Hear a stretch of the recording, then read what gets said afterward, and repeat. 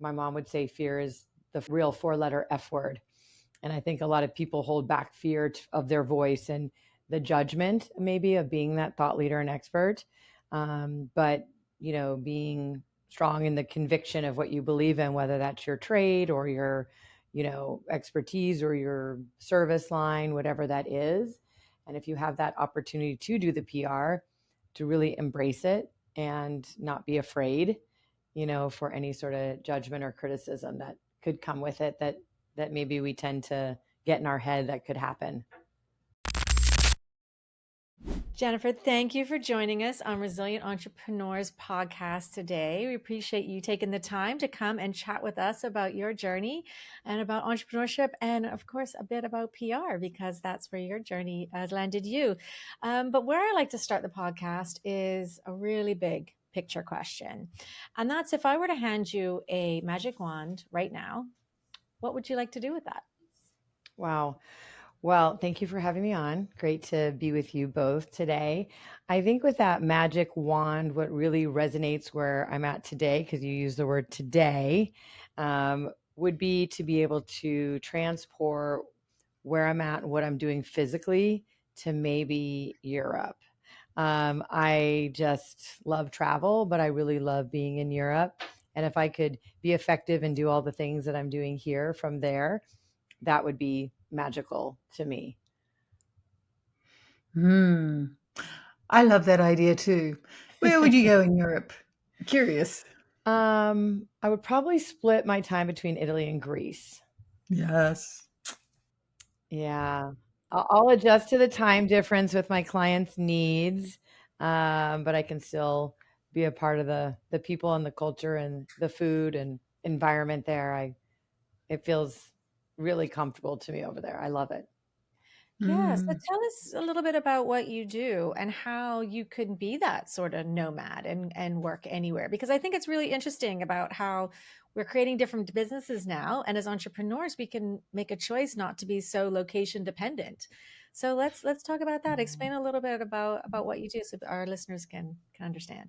Yeah, absolutely. So we're based in Scottsdale, Arizona, but we have clients that are local to Arizona as well as across the country, and even some that over the years, obviously international.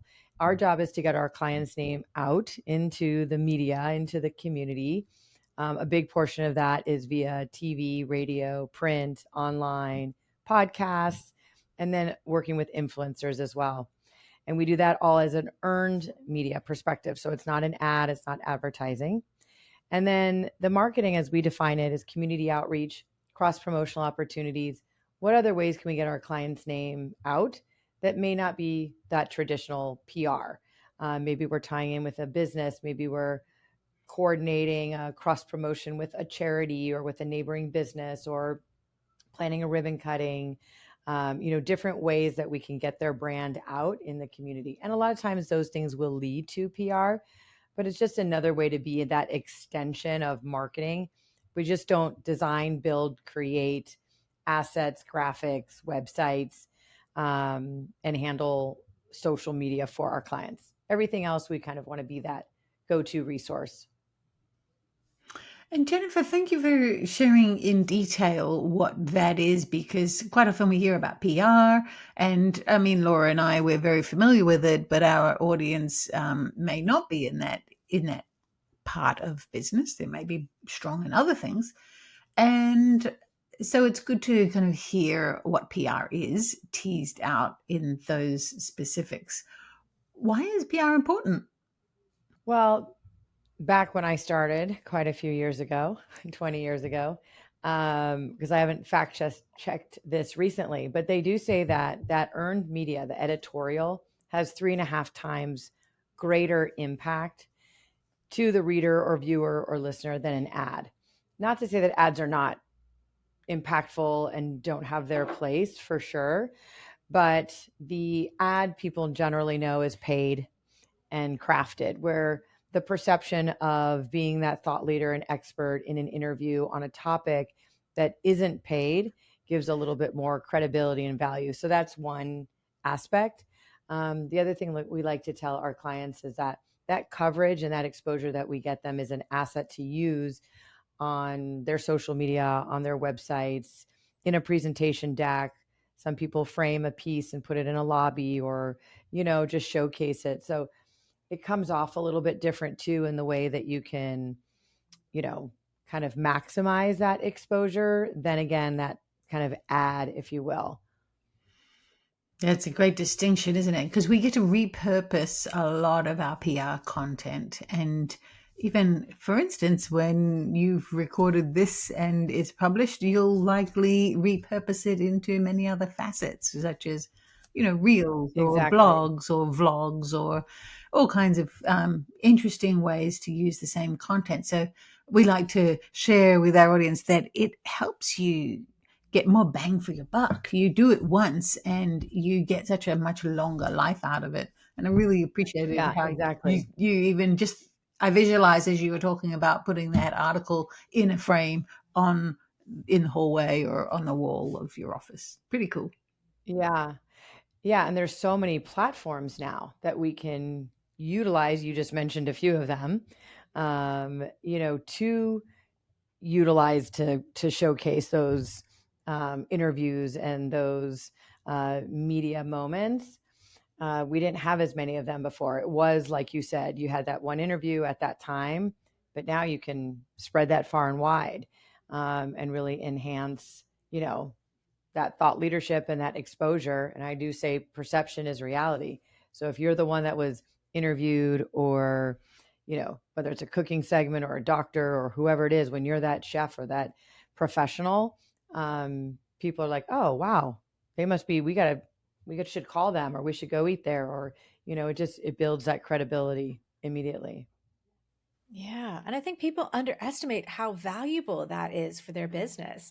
And getting that sort of publicity and that in that longer form content, such as a podcast, when you go on and can talk about yourself and your business for half an hour, 45 minutes, an hour, whatever it might be, like the value of that is not fully understood, I think, by most people. And they tend to avoid that type of stuff and focus on social media. Like, I just want to create content, or hire somebody to create content for me, but yet they don't realize how faster you can build authority with that longer form content, especially when it's placed in trusted sources like on a podcast or a news or a magazine article, or wherever you may get them that publicity.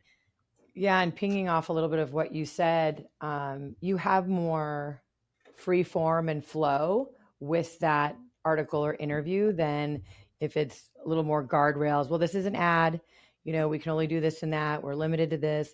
Mm. Certainly, there's limitations in an interview, whether that's time or word count or things like that. But you at least have a little more freedom and flexibility to talk and share or write a little more than you might if you were in an ad situation or something that's a little more controlled.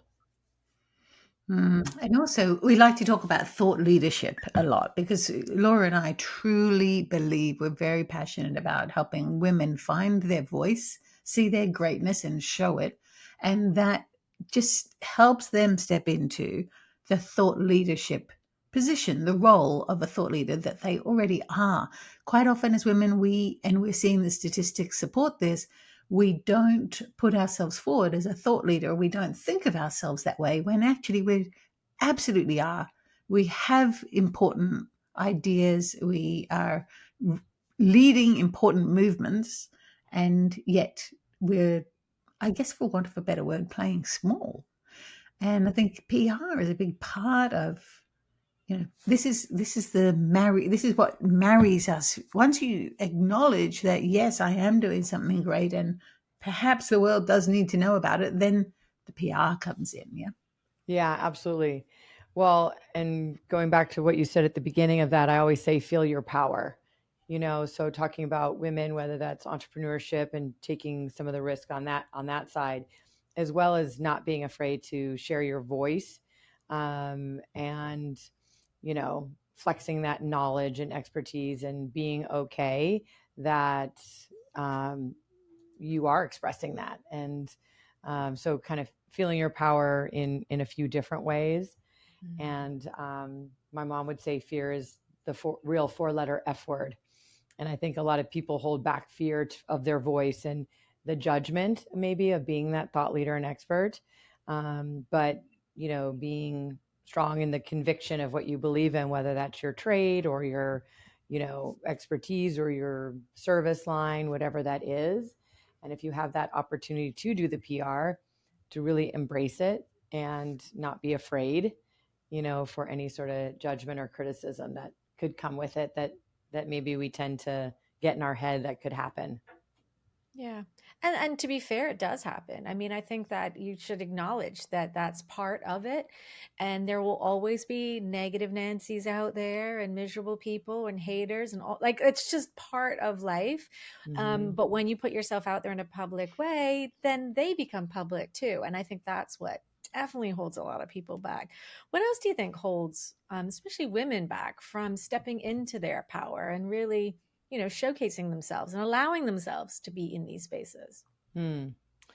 Yeah, I would say just outside influence, whether it is where they feel the role that they should be in, based on different reasons, whether that's society or the role they have in their house or with their family, and just embracing really, that power. I've always just been, again, I refer to my mom. She's an entrepreneur and has always been really supportive of, you know, getting out there and taking those risks and not letting anyone or anything hold you back. But I think it's really easy for the outside world to kind of get in our minds. And it could even be something you read or something you watched, not anything even that close to you, that we let influence. And so I think it's important to, stay strong in what you believe in, and be okay, with putting yourself out there for that criticism. I always say too, without those challenges, we don't grow and learn. So sometimes there is a growth opportunity in some of these situations that may not be perfect or may not go the way that we planned. We grow from it and hopefully do it better and different the next time. But it is an opportunity to learn and grow. And that's kind of what we're here doing in life, growing, learning through our experiences. PR is just one Yeah. component of that we get to help foster for people.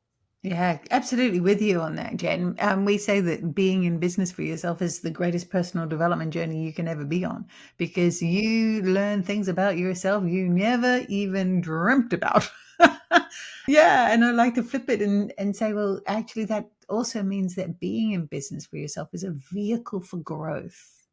If we want to grow and we want to become a better version of ourselves, then being a business founder is that vehicle that allows us to do that because it gives us the opportunities to do things that are different, to stretch ourselves, to challenge ourselves. And like you said, failure is only feedback. It just tells us what to do differently next time.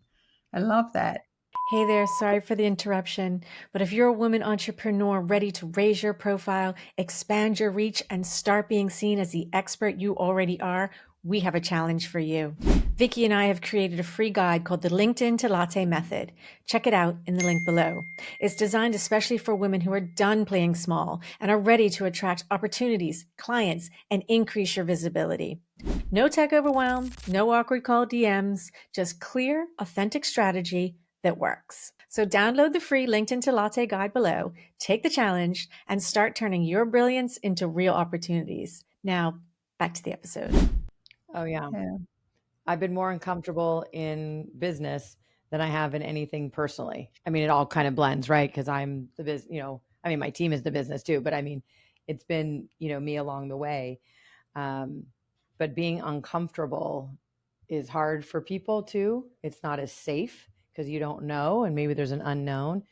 I've been so uncomfortable, and still to this day, whether it's a new experience, a new situation, a new industry we go into, a new client, a new person on our team, it's endless.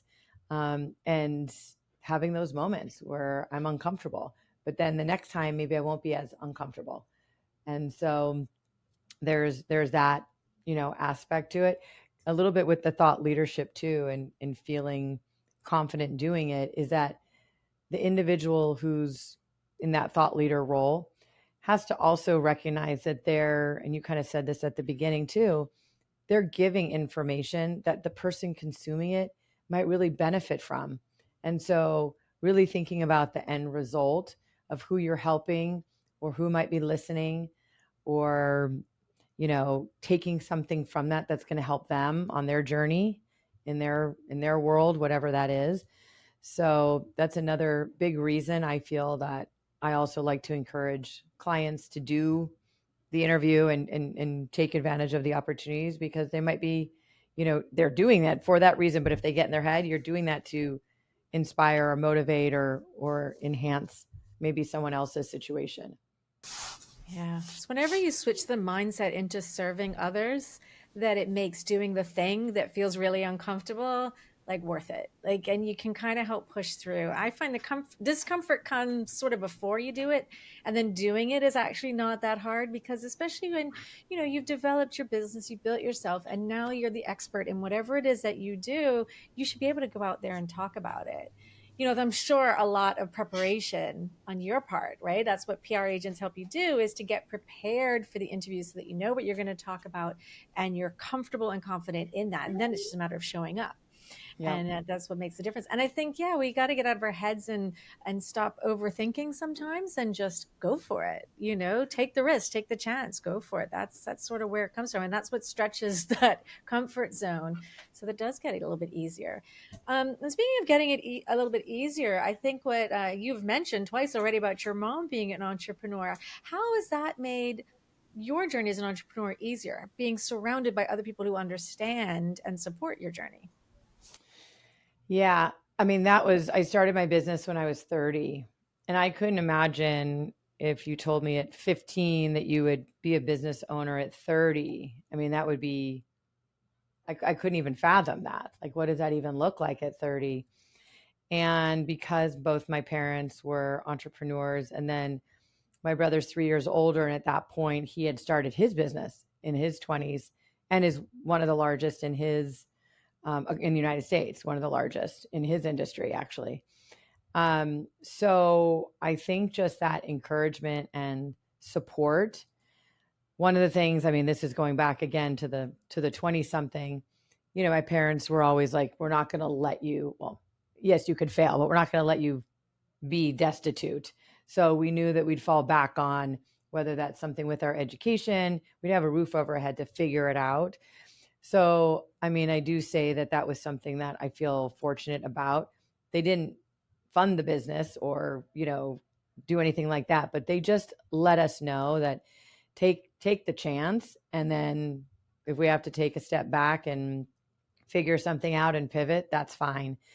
And that wasn't the case for my brother and I both. And my mom, she doesn't let me say her age, so I can't really say how long she's been doing her career, but she's an interior designer and has a well established business here and has been doing it for a long time. And so I think just, I love the word resilience, and just having that resilience through so many different issues and experiences, whether that's clients or staff or cash flow or burnout or what's happening in the world. Um, Resilience really is at the core of that. I mean, that word is like so true as an entrepreneur. You have to be.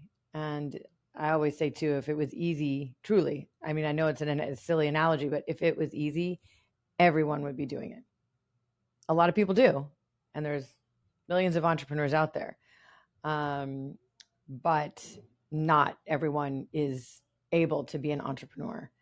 And yeah, it takes a lot to be resilient, and kind of all the things we were just saying about your mindset too. Mm. Do you have a story of resilience, something that you overcame in your business journey, or even potentially a client?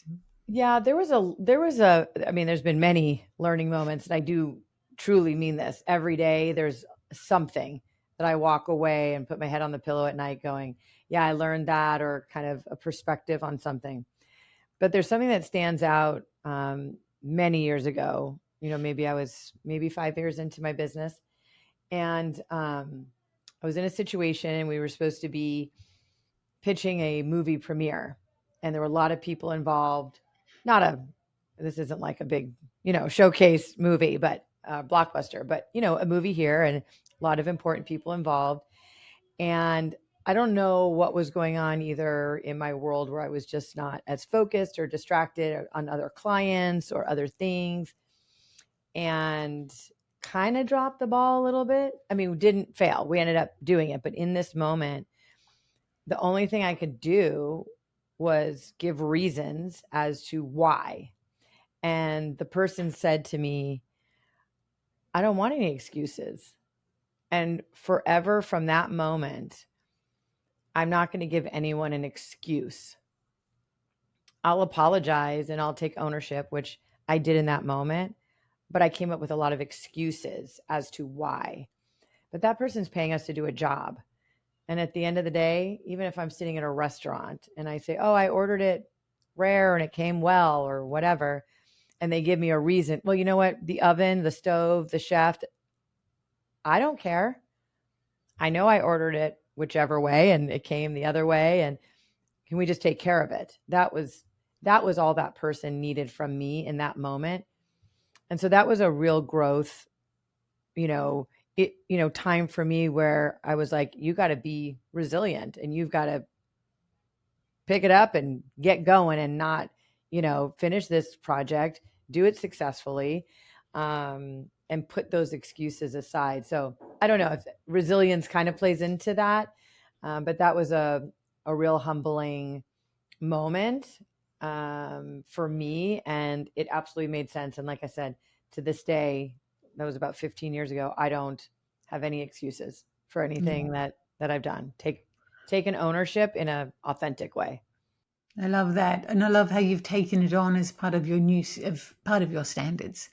And sometimes Mhm. it only takes one one line that perhaps was intended as helpful, but we felt the sting of it, and it stays with us for our life and for the better, for the good, because it becomes Oh a yeah, part of who we are and how we operate. Yeah. So this is another totally. great example of how failure is feedback, because in some aspect there was a failure there. There was a failure in satisfying the client in that For moment, sure. and they gave you the feedback that's carried you through another 15 years and more. Very cool. Yeah. And I try to instill that when I have those moments, to my team in a situation. You know what? Let's not say it that way, because we need to own up, to what the situation is. And obviously, if genuinely using the steak analogy, if there was a situation in the kitchen that thus caused the steak to come out that way, I would also kind of think that maybe they should have paid attention to detail. If I ordered it a certain way, why, if there is an issue in the back, come tell me. And that's another thing we say here too. Communication is key. Ma'am, I know you ordered it this way. We're not able to make it that way tonight. Can I get you something else to eat? So there are obviously situations where an excuse is valid, a valid excuse, but it's also communicating that and how you frame it rather than getting beyond the point, serving the well done steak when the person ordered it rare, and then now you're trying to backtrack. Yeah. And I think what you're describing there, Jen, is PR in itself, isn't it? So you might think of it as customer service, but ultimately think of yourself as a service provider.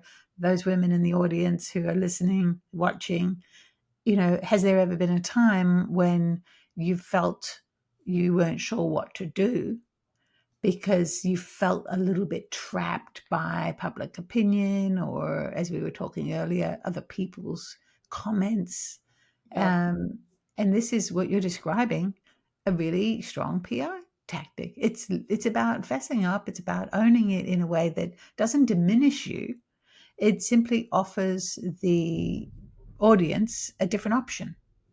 Yeah, I do say there is such a thing as bad PR. I know some people might beg to differ, and maybe that saying is just so old now that no one agrees with it. But I do think that there is such a thing as bad PR. We've seen that with a lot of high profile people. We just sort of saw that with Astronomer, although their Gwyneth Paltrow pivot was epic when she came in and did an ad for them. I don't know if you saw that, but I think there's a lot of situations that consulting with a professional, PR person, maybe in some situations a lawyer, whatever the circumstance um, is best. So if you are feeling unsure about something, gut check it. With um, a professional in PR, or even a friend. We do that here in the office a lot. Just kind of gut check with each other and run things by each other for a client too, not just ourselves. Something that a client wants to say or do, just to make sure, we're not putting them in a situation, and we've got clarity and focus, with regards to that certain situation so it doesn't get out of hand as best we can. Yeah. I think such a good point in that is the importance of communication. I've seen it. We have this thing in Bermuda called Madge's List, and anybody here knows it very well because it's very popular and unpopular at the same time. And it's basically just a list of reviews. So anybody can ask for a review or give a review of anything, anytime. And when a bad review goes up about a business, often people love to jump on the negative bandwagon, right? I think it's normal. People love to get that and get all excited about it. And they throw all their, whatever past experiences in there. And sometimes the business owner, even if their tag, doesn't respond. And the spiral that happens when they don't respond is always crazy. I mean, it makes good entertainment for some people, but when the business owner does respond, so on the flip side, one that does catch it early, responds quickly, and maybe just not excuses, but a proper apology and let me fix it type of response, you see that the comments just stop. And Yep. there, and then it might spin to the positive and like, oh yeah, I've had a great experience, and oh they're so good, da, da. And then it's amazing how the tide can just shift so quickly. And that's a real small example. I mean, there's definitely, I'm sure, clients that you have that are on a much bigger scale with much bigger companies and much bigger problems. But the key is always in the communication. So having a PR strategy, having a PR team, having, like you said, trusted people, but also just focusing on communication, I think is so important. And I'm so glad you're saying these things so people can really understand it, because when you're in business, the time will come where you're going to need some of this. And whether that's just sending out a press release about something new you've created, and you want to share it with the world, or dealing with a crisis, having good PR and having a good strategy in place is really key. Yeah, leaning in the second. I mean, I know again, just using that term, but it really is that. And for many years, I used Tiger Woods as an example because when he was married, he had a situation and I don't know, he hit a golf club on a tree and it was just out of hand and he wasn't available for any comment. And you're talking about someone who is so recognized and so, I mean, he's a world figure. And to know that this was going on and he wasn't available to speak, and I think it was days. I don't know how long, maybe even a week, and he wasn't coming forward. And I think you kind of lose trust and you lose that connection. So, using that example about a business owner going on that platform, if they do come forward right away, there's something vulnerable and raw and real about that. Mhm. That while you might say, kind of sucks that that happened at that place because I really did like it. But seeing the way they responded, you know what? Maybe we'll go back again, or maybe we'll try it again. Maybe I'll get that out of my mind. That was a one off situation. But when you run from it and you don't confront it and aren't communicating, and it can be a small one off thing, doesn't need to be Tiger Woods or this big platform. It could be in your internal office, because then this whole thing starts with people, speculating and rumors and all of that. So that communication is so essential, that it can really shut down a lot of things quickly, and it can somewhat turn something a little more positive, that could have unraveled quicker. So Yeah. yeah, I totally agree with that 100%. Yeah. Hmm. And I'd love to punctuate this conversation with the concept that a void will always be filled. Mhm. And so, if you're not ahead of your Mm, message, there is a void. If you go into hiding or simply try to ignore it and hope it goes away, it's actually a good technique to wait 12 hours or 24 hours, depending on what the issue is, and just see where it goes, because we don't need to respond to everything. Sometimes that fuels the fire. just, to take a breath, take a step back, sleep on it and see where it's at when appropriate. And I would say caveat, check in with your PR person or somebody who understands these things as to how quickly to respond. And yet, if you're not responding, you're creating a void. And the void will always be filled by others. Your message will be hijacked and it will go in directions you would least desire. So, Yeah, it takes on its own life.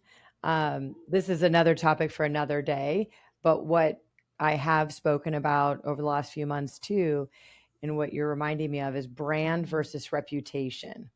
And so how you handle those situations, again, that platform or the example you just mentioned, Vicky, like, is that going to affect your brand? Is that going to affect your reputation? So how each of those can be affected by how you handle those situations. And some of these people and your listeners are working so hard on their brand and their reputation every single day. Those missteps, especially the way the world is with phones and recordings and doing all these things, or the platforms, can devastate a business. And so I think that for all the people that are working so hard on entrepreneurship and their brand and their reputation, is to think about all of those things when they're in a good or bad situation. You could really enhance a good situation, be like, oh my gosh, they donated this, they did the most incredible thing, or, they brought a case of water to people who are, serving people on the street. I don't know. It's just like you really have these great opportunities to enhance your brand and your reputation. Yeah. How do you define the separation between a brand and a reputation? Is the reputation of the person the leader of the brand? Well, I use I mean, a brand is, I like Louis Vuitton. So I'll say Louis Vuitton's the brand, right? They've got an established, it's a luxury product, or they have their monogram. There's like a brand there that if I say Louis Vuitton, you're going to associate with. But if they do something, they can tarnish their reputation. You still have that perception of the brand, maybe luxury, purses, that brown monogram, maybe some other things. But then, their reputation, maybe they said or did something, or they came out with a bag that was offensive. I don't know, something like that could affect the reputation. They could recover from the reputation, like we said, the way they respond or something they do. So, but the brand might still be intact. So your reputation, I feel like you can change, good and bad. The brand, again, established brands, can be, it's harder to change the brand. It's easier to change the reputation, in my opinion. this is so interesting because I've never really differentiated them. I've always thought, and I think Laura and I both feel the brand, that your reputation is your brand, even with a large company luxury firm like Louis Vuitton. So it's interesting to hear these as distinctive assets. And I hear what you're saying. I think we're possibly saying similar things, although I believe that your reputation is so impactful on your brand that if you blow it on your reputation, your brand is finished. It doesn't matter how gorgeous it is, it doesn't matter how many millions of people are into it. If all of a sudden Louis Vuitton had a massive movement against it, I'm not going to use that brand, I'm just going to use a brand. If they had a massive reputation movement against them for some political reason, or child slavery, or we've seen some of that pop up too in the activewear market. So people do make decisions and do move away from a brand, and therefore the asset, the sale value, if that company was to sell, that brand would be worth less financially, right? Impacted. So they're so interlinked, brand and reputation. Yeah. And isn't it Steve Jobs who said your brand is what people say about you when you're not in the room? It's your reputation. It's your reputation. Yep. Yeah, Mm. because I could see someone going, "Oh, I know Evolve," like let's say in town here. So they know our brand. And someone might say, oh, yeah, I heard they have a really good reputation. Or the opposite. Oh, I heard they have a really bad reputation. So the brand is that association familiarity. And then the reputation might be, wow, they dropped a lot of balls, or wow, I know they were working with these clients and they did some great, whatever it is. I'm not saying good or bad, Yeah. just examples. So, but can we recover from that bad? Oh, wow, they're starting to do this, or I see them posting this and working with clients like that. So they are fully intertwined. But I feel like you can eventually, maybe not from those examples you use, Vicky. Those might be hard ones to recover from. Um, but I do feel like there is some availability for people, maybe new leadership, maybe they even um, change products, change service, just do something, Yeah. and that brand can still sort of have some momentum and sustainability. Yeah, thank you for that. Yeah, it's a really great awareness. I'm thinking about Martha Stewart. Oh, oh my gosh, that's a perfect one. Yes, it is. Tell me you're going to go to jail and have all these things, and now you're going to grace the cover of, or maybe she wasn't in the cover, but she was one of the Sports Illustrated models doing all these things with Snoop Dogg, living her best life. It's crazy. I don't think P. Diddy's going to recover, though, in my opinion. That's just my personal opinion. Yeah. But that's a great example.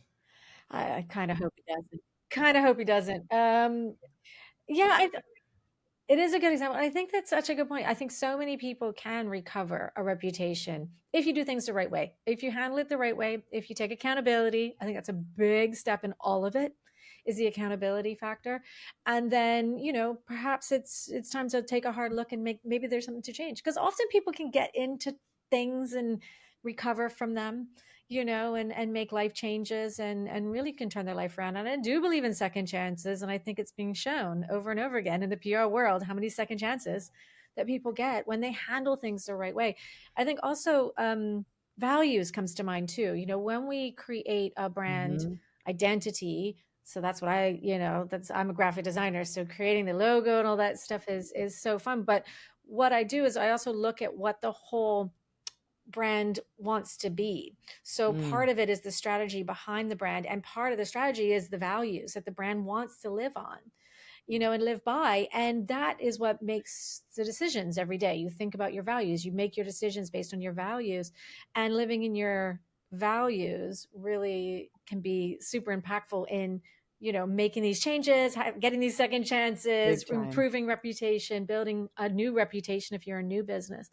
So, what do you think about values in building a business, and what are your brand's values?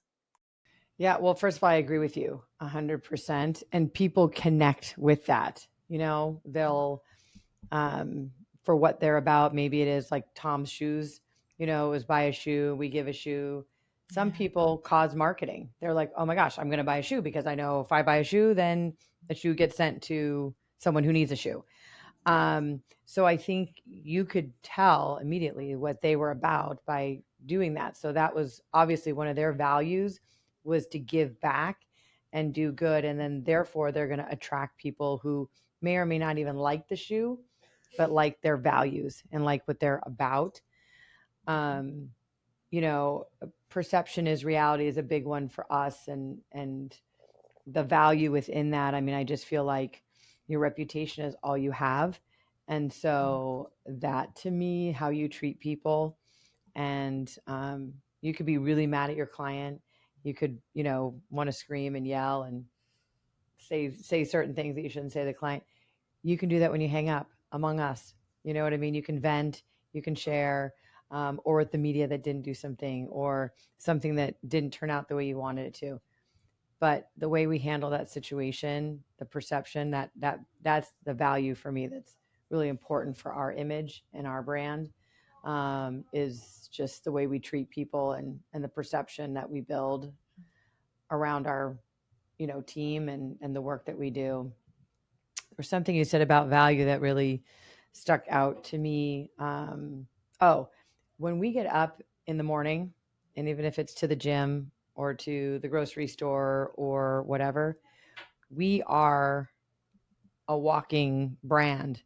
And Mm. so even if you're not the entrepreneur, people might know where you work or know your association or affiliation in the community, and leading with those values immediately. If I see you yelling at someone at the grocery store and you don't know that I'm seeing you, you're displaying obviously a characteristic of your personality, but obviously what you're about wouldn't be what I would want to align with. So maybe if we did work together, I might be hesitant to continue working together because I saw that behavior. Yeah. So I think the moment we walk outside the door, we are, kind of that brand reputation conversation and our values. But if I see you offer to roll the grocery cart back to the front for someone who's older who just loaded their car, I'm like, oh, how sweet is that? That they must have a kind heart, and you know, I know they own such and such company or work at such and such company. Like, what a good they must have good people there. So we don't realize a lot of time people are watching and listening, not to do with a business transaction or a business meeting. It's all the time. Yeah, that's so true. And absolutely so important for anyone who is working on building their personal brand is that people do absolutely watch. They're seeing what you're posting on social media. They're seeing you every day. We all, even if you live in a big city, you're still within a community, right? So people do know you. And the more you're raising your personal brand, the more people that you don't know you. I think that's the part that it messes with some people sometimes, but it's also why it's even more important to really know your values, live your values, and do it. And also, we say in marketing sometimes you repel as much as you attract, and that's okay because not every market is our target market, and we don't have to attract every single one, and that's fine. And it's good to know that too. Like sometimes by living your brand, you may repel some people as well, and that's okay.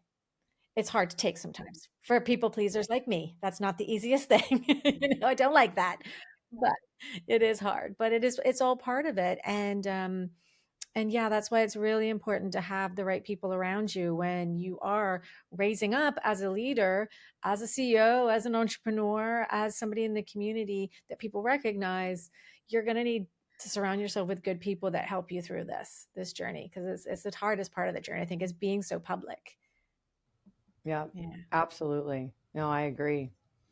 Also for young people, just one other thing, I didn't know if you were going to say something, Vicky, sorry, but for the people listening who are moms or are young people, when you mention Laura, social media, young people are creating their digital resume, and the high school kids that are graduating, going to college, and maybe even want to rush a fraternity or get an internship, or the college graduates who are looking to get their first job, sometimes employers are looking at that, or someone on the team of where they're interviewing is looking and going, hey, is this what we want, to see what they're doing.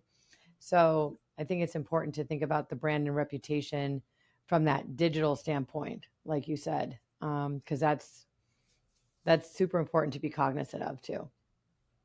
Yeah. I'm On. smiling because Laura's recently been helping schools and talking to the students about that very thing, about how to establish their brand at that age. It's key. They have a great opportunity to do it. That's the crazy thing too. Yep. Um, it's free. It's a platform they can showcase so many great aspects of who they are.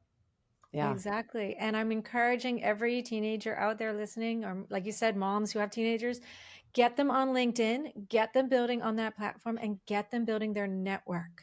So they can already network with other students, with teachers, with parents of their friends. Find the people you can connect with. That's how you get, like you said, internships, your first job, lots of opportunities. If they decided to go into entrepreneurship themselves, your first clients are going to be Yep. there as well.